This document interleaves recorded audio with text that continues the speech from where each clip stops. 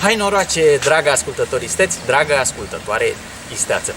Pe fondul unei ape cristaline ce izvorăște din fântâni, într-un cadru natural deosebit, îți prezint un nou episod din romanul Lola Nebuna.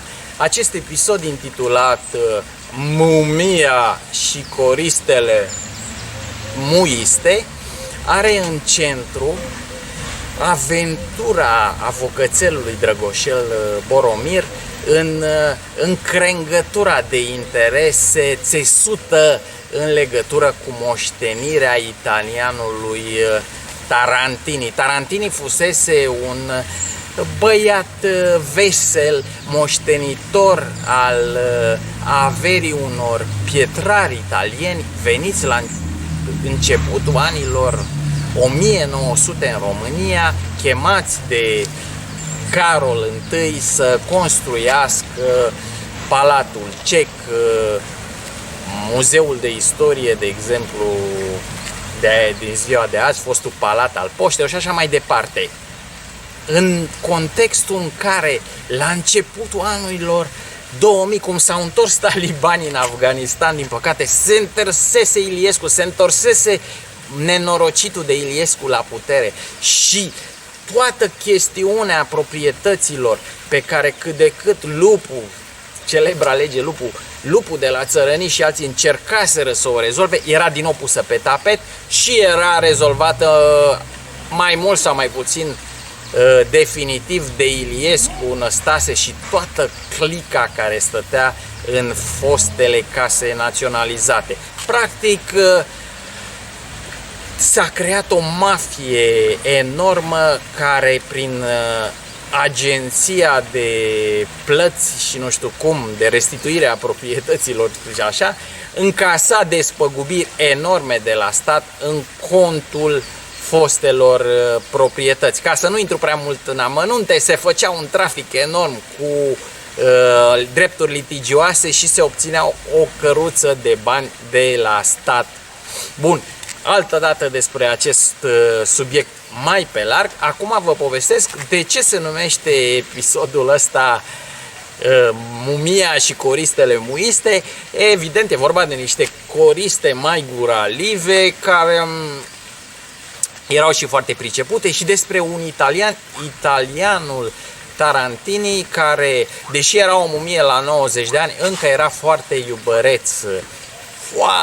iubăreț și plăceau foarte mult fetișcanele astea la vreo 50 ceva de ani. Acest proces a fost practic cel mai important proces din cariera avocățelului Drăgoșel Boromir și i-a arătat încă o dată că fără pile, fără relații, fără încrengătura de interese țesută atât de bine de foștii securiști și comuniști, nu poți rezolva nimic în justiție, oricât te-ai chinui și oricât de bun ai fi ca avocat. Numai șpaga și interesele funcționează și funcționau în justiția românească. Tarantini era gagicar. Și în momentul ăsta vreau să-ți mai zic ceva.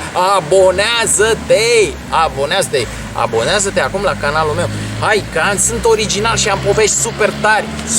Abonează-te, apasă și pe clopoțelul la ca să-ți vină notificările. Dă-i și un like, hai, dă-i și un share la prietenii tăi. Și nu mai sta pe gânduri. Dacă vrei povești adevărate, intră și pe Patreon și alegeți un abonament. Am de povestit atât de mulți ani, 5-6 ani de acum încolo. Hai, vină cu mine în aventura asta.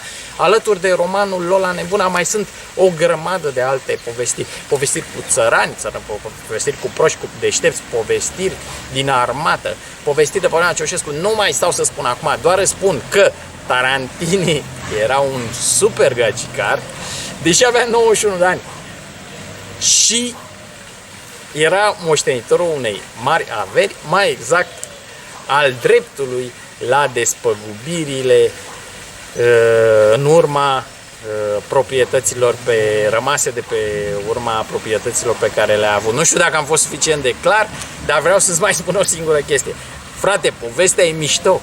E mișto, urmărește-o pe Patreon, e o super poveste. Tarantini era într-adevăr un tip de corazon azul, de cuore azzurro, de inimă albastră, de iubire, de sentimente, un gagigar care, dacă nu putea să mai facă față situației, punea botul și mergea înainte. 91 de ani în iubire. Prietene, nu mai sta pe gânduri. Vino în povești pe bune. Chiar acum urmează și un fragment din povestea Mumia și coristele muiste.